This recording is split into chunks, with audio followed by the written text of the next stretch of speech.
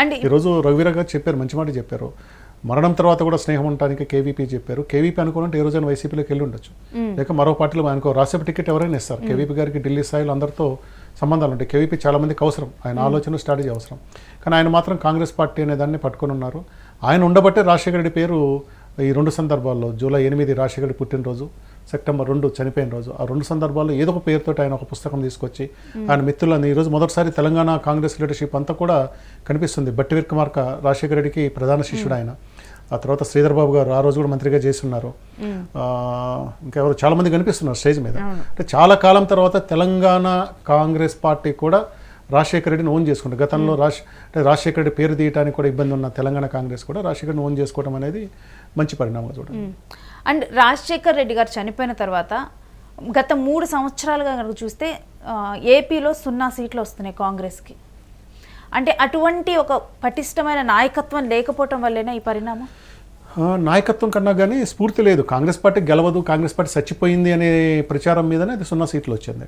ఆ రోజు 2014 ఎన్నికల్లో బొత్స బ్రదర్స్, బొత్స అప్పలనాయుడు గారు, బొత్స సత్యనారాయణ గారు దాదాపు 45-46 వేల ఓట్లు తీసుకొచ్చుకున్నారు.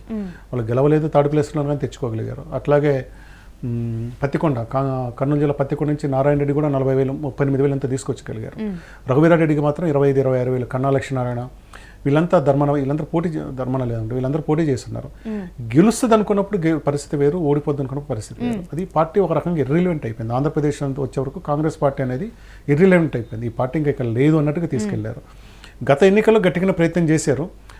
షర్మిల కడప సీటుకు పోటీ చేయటం అది, కానీ వాళ్ళ బలం సరిపోలేదు. బహుశా షర్మిల నాయకత్వాన్ని కూడా కాంగ్రెస్ పార్టీలో అందరూ కూడా పూర్తిగా అంటే మనస్ఫూర్తిగా అంగీకరించే పరిస్థితి లేదు. అంటే ఒక యాక్సెప్టబిలిటీ ఉన్న లీడర్షిప్ వచ్చిన రోజు పరిస్థితులు మారుతుంది. ఇంకొకటి ఏంటంటే జాతీయ పార్టీలు ఎప్పుడు కూడా ఢిల్లీలో పరిస్థితి మారితే దాని ప్రభావం రాష్ట్రాల్లో పడుతుంది. ఢిల్లీలో కాంగ్రెస్ పుంజుకుంటుంది అనుకున్నప్పుడు రాష్ట్రాల్లో ఉంటుంది. ఇంకొకటి ఏంటంటే ఇక్కడ వీళ్ళకు కావాల్సిన ఆర్థిక వనరులు లేకపోవడం కానీ మరో కారణం కానీ కేంద్రీకరించి ఒక 5 సీట్లను 10 చోట్లను పోటీ చేస్తే 2-3 చోట్ల గెలవచ్చు. అది అసాధ్యమైన విషయం కాదు. అలాంటి ప్లాన్ కూడా కాంగ్రెస్ పార్టీకి ఆంధ్రప్రదేశ్లో లేనట్లుంది. ఒక 10 స్థానాలు ఎంచుకొని ముందే ఒక 2-3 ఏళ్ల ముందు ఒక క్యాండిడేట్ని పెట్టుకొని అలా పనిచేసుకుంటే గెలవచ్చు. కాంగ్రెస్ ఓట్ బ్యాంక్ అయితే పెరిగింది, గత ఎన్నికల్లో పెరిగింది.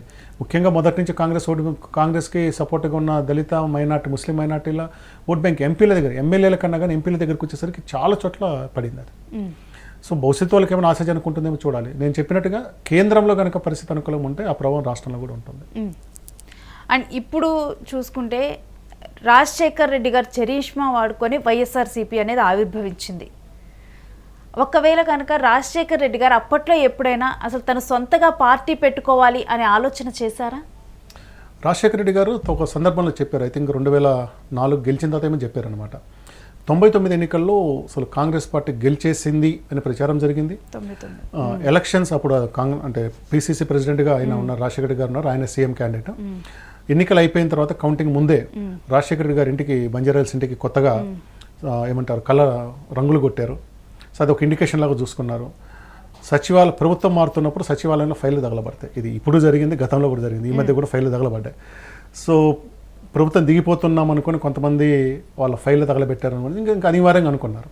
కానీ ఫలితాలు వస్తే బలమైన ప్రతిపక్షంగా 92 సీట్లతో వచ్చింది, కానీ టీడీపీ గెలిచింది. అది దాని తర్వాత చాలా మంది చెప్పారు, ఎందుకంటే అప్పుడు జాతీయ స్థాయిలో కూడా కాంగ్రెస్ పరిస్థితి బాగలేదు. వాజ్పేయి గారు 96లో 13 రోజులు ఉన్నారు, 98లో 13 నెలలు ఉన్నారు, 99లో పూర్తి స్థాయిలో వాళ్ళు గెలిచారు. మేము ఈసారి 13 సంవత్సరాలు ఉంటామని చెప్తారు. అంటే జాతీయ స్థాయిలో కూడా Congress party మెరుగుపడట్లేదు.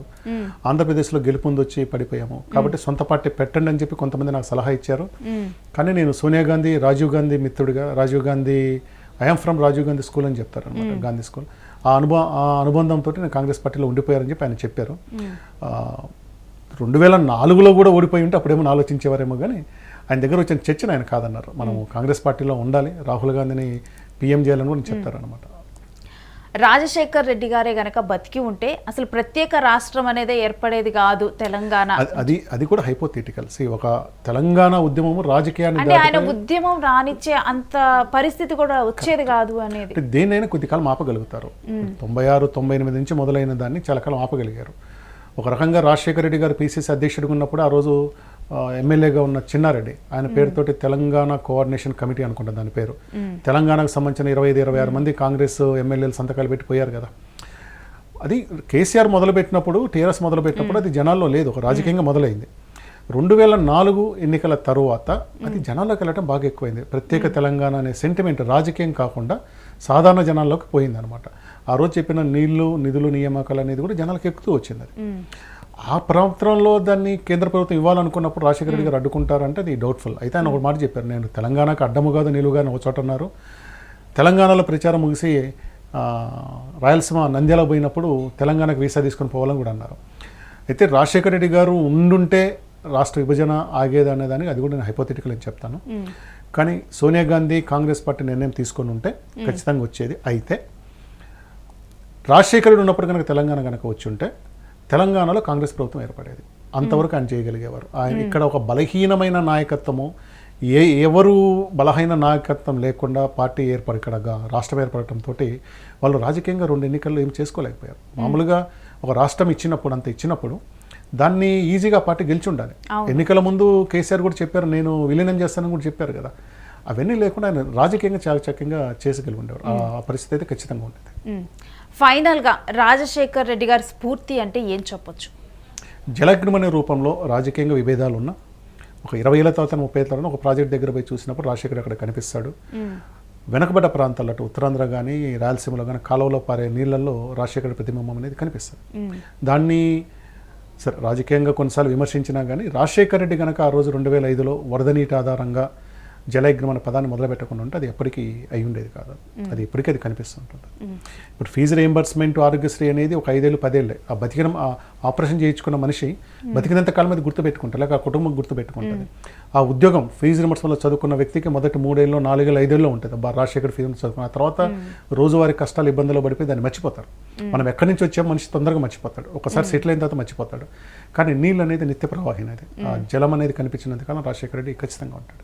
Right, thank you Shiva గారు. జనరల్గా అంటే రాజశేఖర్ రెడ్డి గారు కనుక ఉంటే ఇది అంటే అలా కొన్ని సందర్భాల్లో గుర్తు చేసుకుంటూ ఉంటారు. ఆ సందర్భాలన్నీ కూడా నేను దాదాపుగా కూడా మీతో మాట్లాడాను. చంద్రబాబు నాయుడు గారు ఈ మధ్య కూడా చెప్పారు కదా, రాజశేఖర రెడ్డి నేను ప్రాణ స్నేహితులం అని చెప్పారు కదా. అవును, అంటే అంత వైరుధ్యం లేదు వాళ్ళ మధ్యలో. రాజకీయ పోరాటం ఉంది, చివరి 2-3 ఏళ్ళు కొంచెం పర్సనల్గా వెళ్ళారు, కానీ అంత ఒకరినొకరు దెబ్బ కొట్టిన రాజకీయాలు వాళ్ళు ఇద్దరు చేయలేదు ఆ రోజు. సో ఆ పరిస్థితులన్నిటి గురించి కూడా మీరు చాలా క్లియర్గా చెప్పారు. సో చూస్తూ ఉన్నాం కదా, ఇవాళ కరెక్ట్గా కూడా ఇవాళకి 16 సంవత్సరాలైంది రాజశేఖర్ రెడ్డి గారు మనకి దూరమయ్యి. అయినప్పటికీ కూడా అందరి మదిలో కూడా ఆయన ఎప్పుడు గుర్తుండిపోతారు. ఆయన ప్రవేశపెట్టిన పథకాలు కానీ వీటన్నిటి వల్ల కానీ అనేక, ఇప్పుడే మనం తెలుసుకున్నాం, శివారాచార్య గారు కూడా చెప్పారు, అప్పుడు ఆయన జల యజ్ఞంలానే చేశారు. చాలా ప్రాంతాలకి నీరు రావటానికి ఇప్పటికీ కూడా ఆయా ప్రాంతాల్లో ఆ ప్రాజెక్టుల ద్వారా నీరు వస్తూ ఉంది. ప్రతిసారి కూడా ఆయన గుర్తు చేసుకుంటూనే ఉంటారు.